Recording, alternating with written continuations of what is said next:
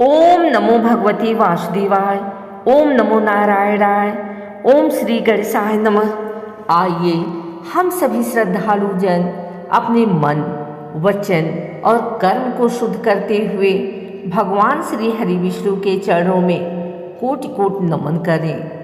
आज हम जिस पावन कथा का श्रवण करने जा रहे हैं वह केवल एक कथा नहीं बल्कि पापों का नाश करने वाली, पितरों को तृप्त करने वाली और मोक्ष का मार्ग दिखाने वाली कथा है। तिल उत्पत्ति की दिव्य कथा।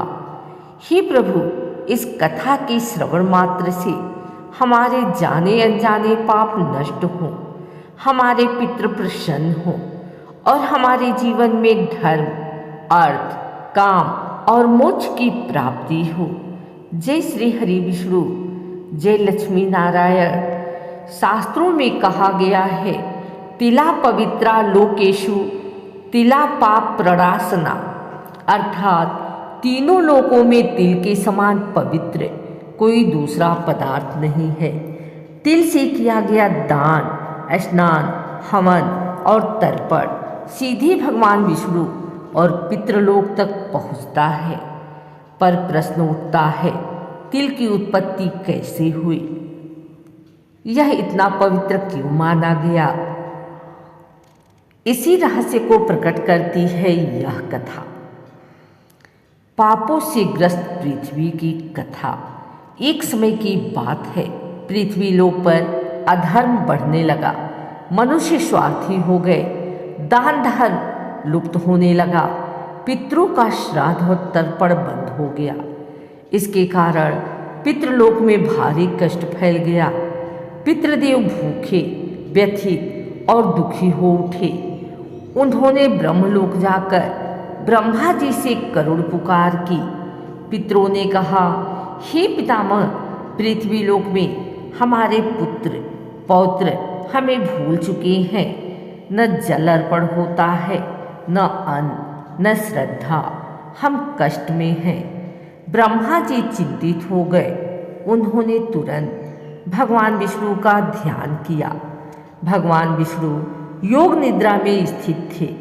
ब्रह्मा जी की प्रार्थना सुनकर वे गहन चिंतन में लीन हो गए। विष्णु जी बोले, जब तक पृथ्वी पर कोई ऐसा पवित्र पदार्थ नहीं होगा जो सरल, सुलभ और सर्वस्वीकार्य हो, तब तक पितरों की तृप्ति संभव नहीं। तभी भगवान की दिव्य दृष्टि से उनकी नेत्रों से अश्रु की एक बूंद गिरी। वह दिव्य अश्रु पृथ्वी पर गिरी और उसी से काले तिल उत्पन्न हुए। भगवान विष्णु ने कहा, मेरे नेत्रों से उत्पन्न होने के कारण तिल अत्यंत पवित्र होंगे। इनमें मेरी शक्ति, मेरी करुणा और पितृ तृप्ति का वरदान होगा।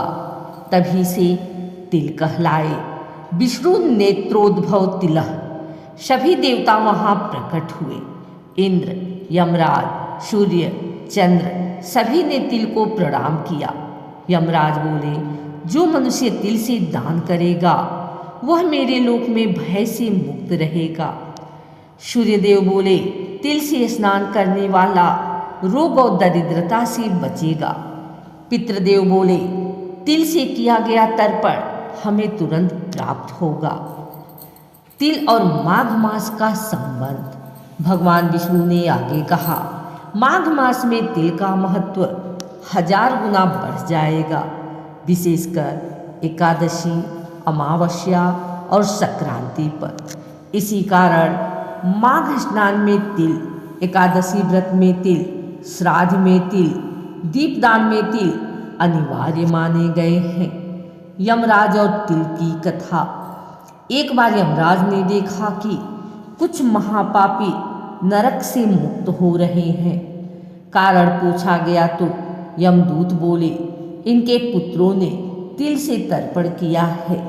यमराज चकित रह गए और बोले, आज से तिल पापों का सबसे बड़ा शत्रु होगा।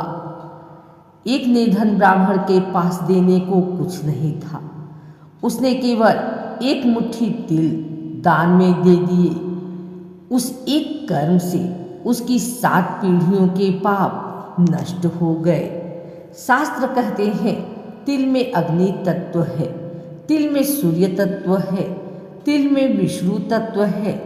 इसलिए तिल शुद्ध करता है, जलाता है पाप, तृप्त करता है पितृ। जहाँ तिल का अपमान होता है, जहाँ तिलदान नहीं होता, वहाँ दरिद्रता, रोग और पितृदोष स्वतः आ जाते हैं। इसलिए हे मानव, अहंकार छोड़ो, श्रद्धा अपनाओ और तिल का सम्मान करो। एक मुट्ठी तिल 1000 पापों से मुक्ति दिला सकती है।